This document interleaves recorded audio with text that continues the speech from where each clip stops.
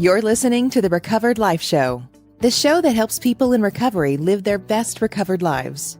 And here is your host, Damon Frank. And welcome back to the Recovered Life Show, joined today by Recovered Life contributor Shauna McKenna Vick. How you doing, Shauna? Honestly, Damon, I've had a rough couple of weeks. I'm glad to be here today.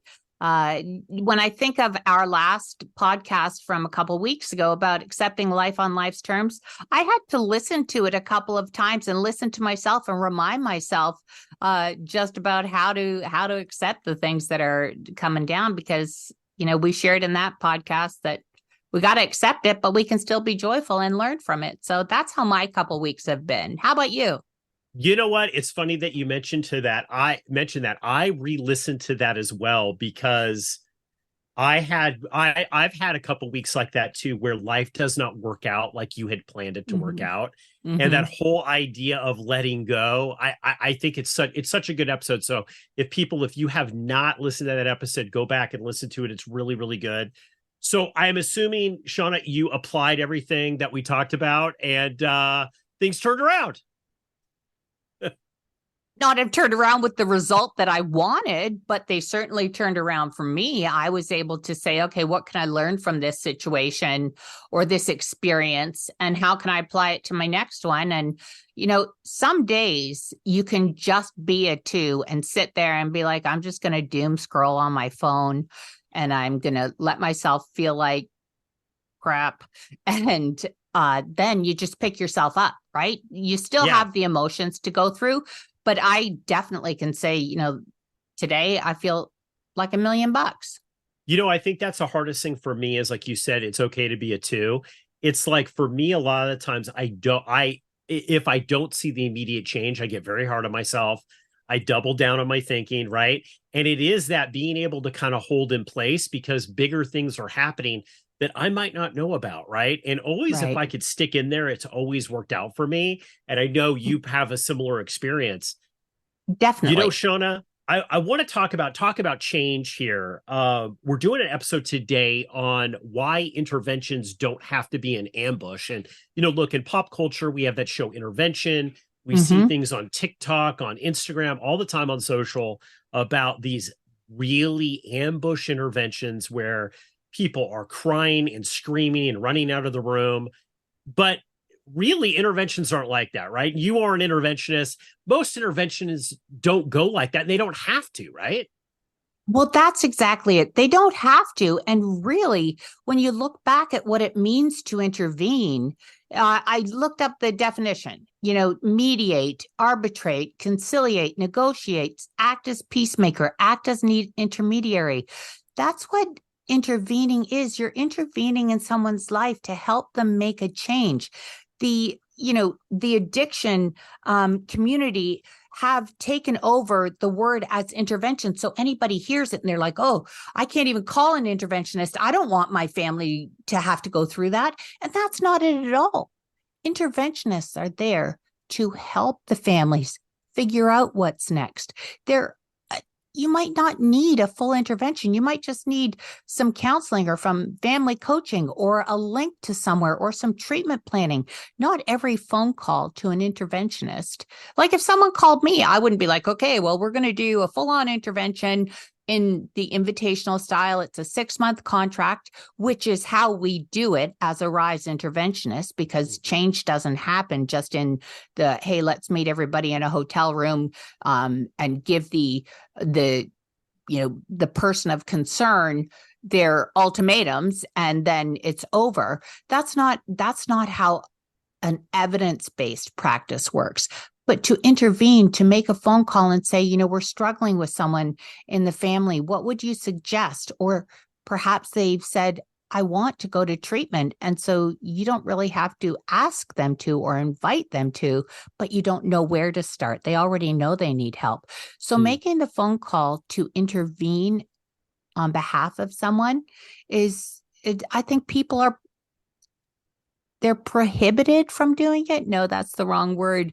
They're just they're reluctant. They're fearful because, you know, look, you see all this stuff on TV. And I think one of the things that I've learned from talking with interventionists like you and just, seeing this go down is that most of the time, interventions are not like that. Most of the time, the person knows they're being intervened on. And really, intervention is about providing a solution and a path forward, not about taking a bunch of things away. And I think that I think that that's the interpretation. And, there's people that might be listening to this, Shauna, that are thinking about doing an intervention for somebody or involved in an intervention. And everybody's, I think, perception of it is it's punitive.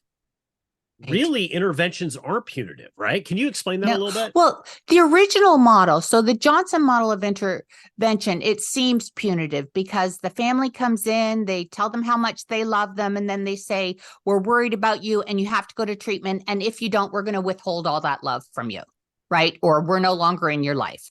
And so that's the original model and the model that we see on TV. When you start looking at models like the Arise model or the Love First model, it's more about getting the whole family together, recognizing that it's a family systems disease and dealing with removing the shame and the guilt from it and saying, it's not your fault. There's generational trauma here, but along with it, there's resilience and hope. And so we work with our clients over a period of time, and it's an evidence-based model, Damon. 60% of people that go through the whole 6 months, 62% are sober at a year because it is invitational and it's escalating, right? So the first meeting is not about do this or go. That's a level 3 intervention on the Arise scale. And most people don't make it past level 2 because everybody's involved. We're trying to take the person who the family might call the addict, the sick one, the whatever, and making them say a part of the circle as opposed to the center, right? And taking a look at the strength and resilience of the family through generations, and that we can get through this and we have to work together. So it's a very different model. It's much more invitational and it's very healing. The focus is on healing. And I like that you're talking about the healing side of it. I think one of the things too that it was interesting to learn about interventions is also really it's almost more for the people who are doing the intervening. The recovery is also for them as well. It's not just for the person who has the addiction problem, because you were talking about this family unit. And can we dive into that a little bit? Because I think the more successful interventions that I have witnessed with people are the group, the family and the loved ones viewed it as if they were recovering, not just the person who was going into treatment. Well, and that's the whole point, Damon, is that just because one family member is sick doesn't say that the rest of the family is healthy.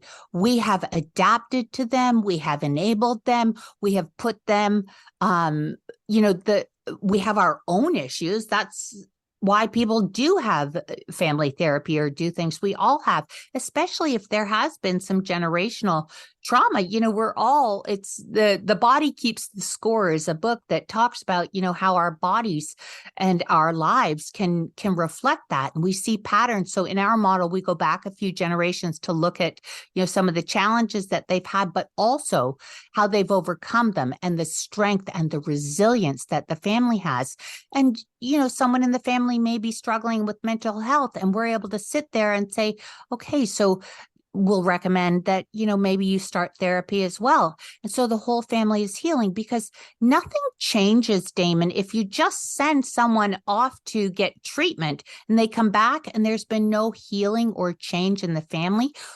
Our model stays with the family, and we meet with them weekly for 6 months. When the person has decided to go into treatment, we also have them. There's no secrecy. There are not secret meetings. There are no ambushes. It's open. It's to get rid of that shame and guilt that we carry so much on. So it's really important that the whole family heal. Yeah, absolutely. And, and I think, one of the things I think that people probably experience a lot in interventions is that they realize that they're codependent, right? Like, and I know that's a huge one. It's like, a lot of Yes. times these interventions come up because people want to save people, right?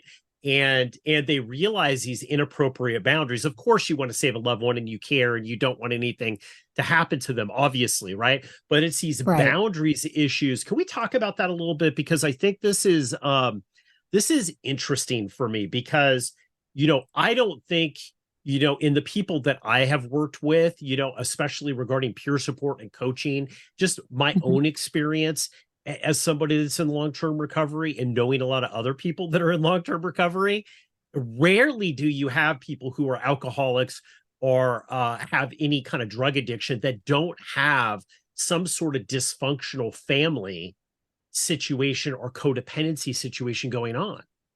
Right, because we create those maladaptive behaviors so that we can function.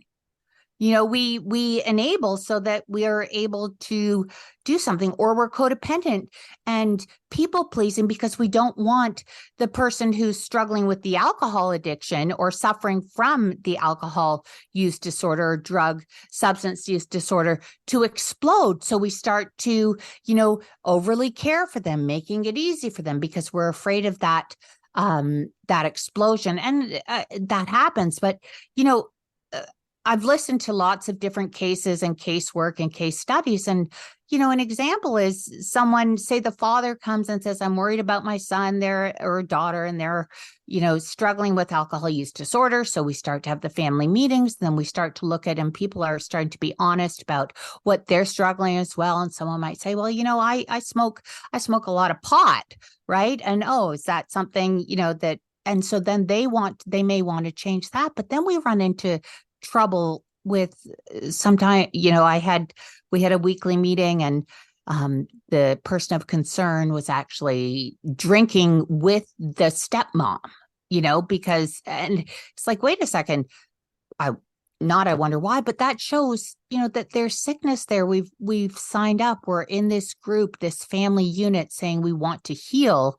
And then old behaviors come up or situational, we're away on a family vacation. So of course I'm going to drink. And, I was sitting up there and then they had a drink. I wasn't going to tell them to stop.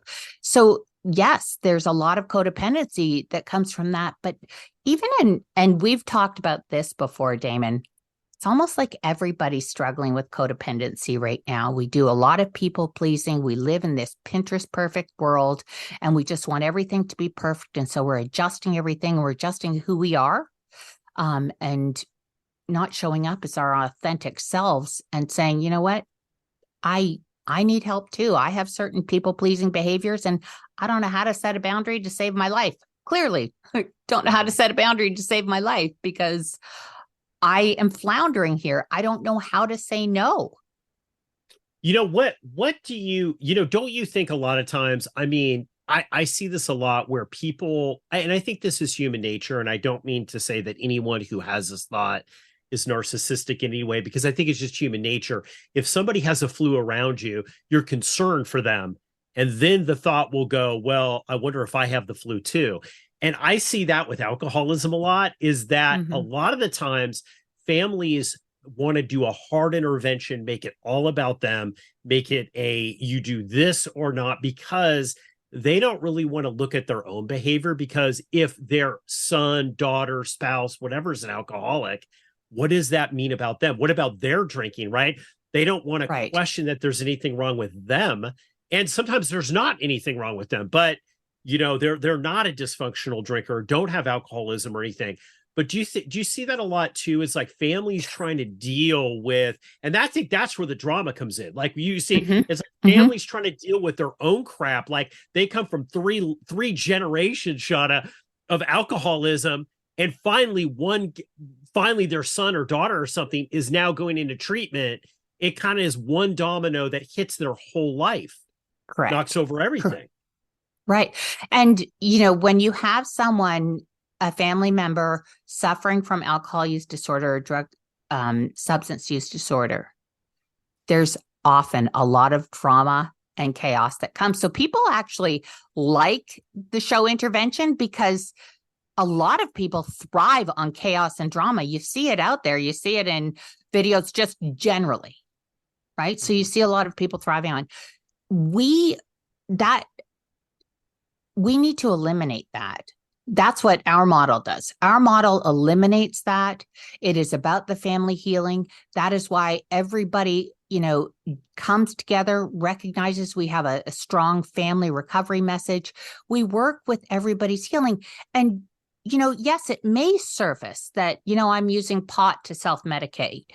I don't even know if they call it pot anymore, Damon. I'm showing my age. I smoke pot or weed or whatever, a THC to self-medicate. Or someone might be overusing their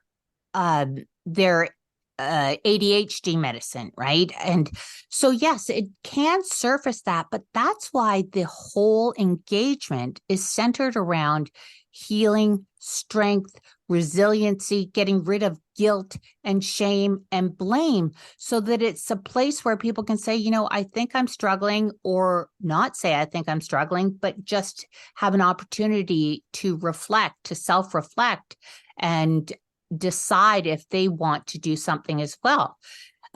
So by taking that model, it really takes the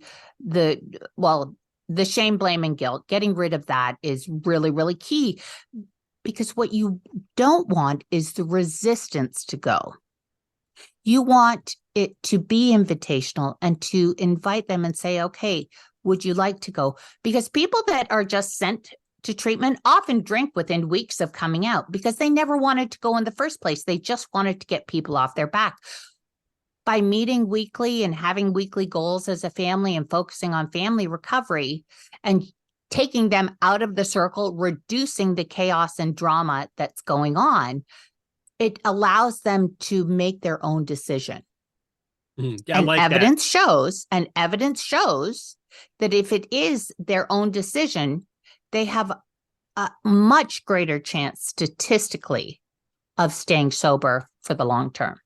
Yeah, and I do believe that there are certain things, especially mental health issues with addiction, where you have to do wellness interventions where the person just might physically need a timeout because they can't stop, and there is, right? But you're right. Like, if they don't really decide, Shauna, that they want to go into treatment, and I think this is the point of this episode, guys. If you're listening to this and have somebody, and if they don't have the desire, at least an indication that they'd like to try that out, they'd like to pursue getting sober, there's really nothing that can be intervened with, really, right? I mean, well, no, I disagree. I'm going to disagree with you on that, because when you start to get into the invitational style, when you start to do the continuing care, as is in our thing, and we take that person out of the center, we make it easier for them to change their mind about that. They see other members of the family healing, and that's why it's a slowly escalating process, right? It's a chance for the whole family to heal. Well, when they feel like the spotlight's not on them and people aren't on their back, but collectively as a family doing things to heal, then they may start, because deep down, if we're suffering from substance use disorder, deep down, we do want to change and we do want help. But when our back is against the wall, you need to go to treatment, you need to change this, we'll dig in. Well, I'm saying, no, I totally get it. And I think that's the worst way to be able to do it. And, right. And I want to end this podcast also talking with the solution, because I think that that's important. Sure. But, I'm talking about people who just have, and I've heard this from people. It's like, I do not want to get sober. Not I can't, or I'm fearful to get sober. I'm not going to do it. I'm not ready for it right now. I don't want to. I don't really think I have a problem, right? Like a lot, there is a lot of that with drug addiction, and alcoholism. Sure. That is addiction, right? So when people are in the midst of that, thinking, family members thinking, well, I did an intervention and it's 100% going to work and I'm never going to need to do another one. And just my presence there, and when they hear what I have to say, is going to change their mind about wanting to give up drugs and alcohol. That doesn't always work like that. Never. No, I mean, it rarely works like that. But to your point about that, they don't want to at that time. They're in it. They don't see it as a problem. They're not enjoying it. doing this style of intervention, Damon, if they don't come to the family meeting, they don't have to come to the family meeting. The family continues to meet, not to talk about the person because we don't have secrets, but they continue to meet so that they can continue to heal and meet their weekly goals or objectives, or learn something new, or try different styles of communication. And so they're working on their own selves. And then the person of concern may be invited, well, is always welcome to come anytime, but they might see that everyone's off their case and the family is doing better and seems happier and are working on them. Maybe there's something to this, or I want to be part of that. I don't know. But yes, I mean, if someone is deep in it and saying, I really don't want to, and it's not time yet, and maybe it hasn't escalated and parents have intervened early on, which a lot are doing. I will say that because of the challenges with fentanyl being found in different things and people overdosing, parents are taking their children's drug use very, very seriously because the incidence of potentially dying is so high right now. Yeah. So you're seeing earlier intervention because of that. But it's really tough. It's really, really tough if someone is just, I'm not going to do it. But that's why the invitational style is with continuing care is so important, because over maybe not the first week or second week, but maybe 2 months in, the family's still meeting, they're doing their stuff. The person of concern might have hit another bottom and said, okay, well, I want a part of this too. Well, it is a wave. I think like what you're talking about is if the whole family catches the wave and it's moving, even if the person who's been intervened in doesn't, when they all of a sudden see that everybody's on that wave, another wave will come and they might catch it, right? Like, so I do agree, like the family needs to move forward. I want to end this with solution here, because I think one of the biggest things that I've seen, and I've seen this in, in experiences that I've had with families and friends who have done these self-interventions, right? That the biggest problem, and I've gotten calls saying, hey, Bob or Sue or whatever, Betty, they're just not getting it, right? Like they're just not getting it. And like we did this big emotional thing. And when I asked them, I said, well, what solution did you provide them at the end of it? They go, well, what are you talking about? We just told them that they have to stop and this is what it's doing. And it was an ultimatum. And I'm like saying, you know what? Like many times, and I know this was my case, is like, I wanted to stop drinking, Shauna. And I know we've heard your stories, same thing with you, but like, I couldn't, right? Like, so the thing is that if you provide an intervention without a solution, it's really, I think, just harassment. It's not, it's really torture. I mean, right. Like, so you have to provide a solution. And if you want out, this is how we get you there, right? This is the next step we're going to take, right? Like, can we talk about the solution, how to present that solution well to people? Because I think so many times they just go right in and it's all about the front part of it. And there's no substance to the intervention. Right. Oh, and it's so tough, Damon, when you're trying to do it on your own with a family member. The emotions run so high, the resentments are there. So you might start out with this plan. We're going to just tell them how we are. And within moments, it escalates and people are screaming and yelling. So it is really challenging to do an intervention on your own without someone who's emotionally not there, who's able to mediate, who's able to redirect the conversation. But what is the solution? Well, that's the thing.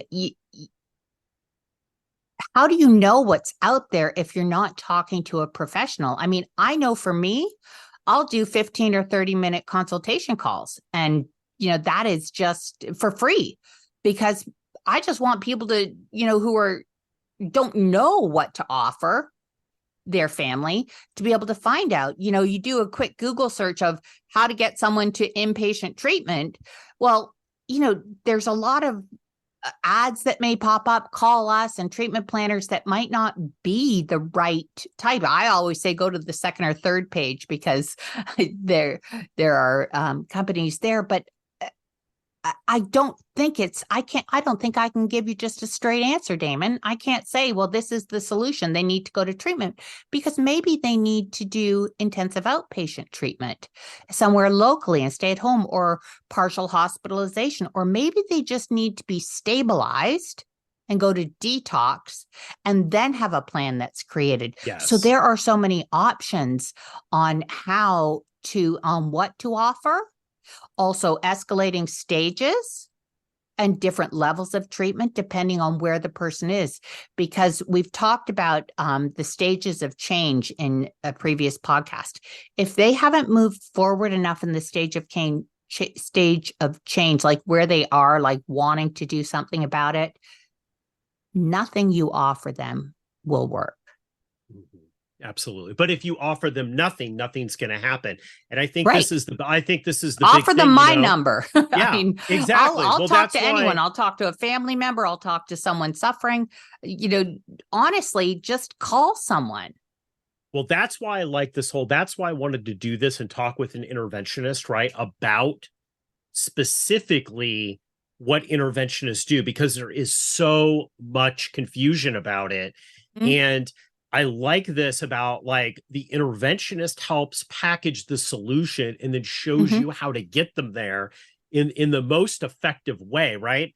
And having that before you do these interventions is a big thing. I mean, I do know that it does happen, and I've had friends who have gotten sober who have turned to their family and say, I have a problem and I need help and I want to help find a solution. Rarely does it work like that. I've seen it's usually a lot of train wrecks and car crashes before that. Sure. But I do think, having that, that really is the role of your interventionist, is to help get that path forward and to be able to present that in a way that the person's going to understand the benefit of that. Mm-hmm. Mm-hmm. Mm-hmm. Definitely. And I do want to touch on something before we close.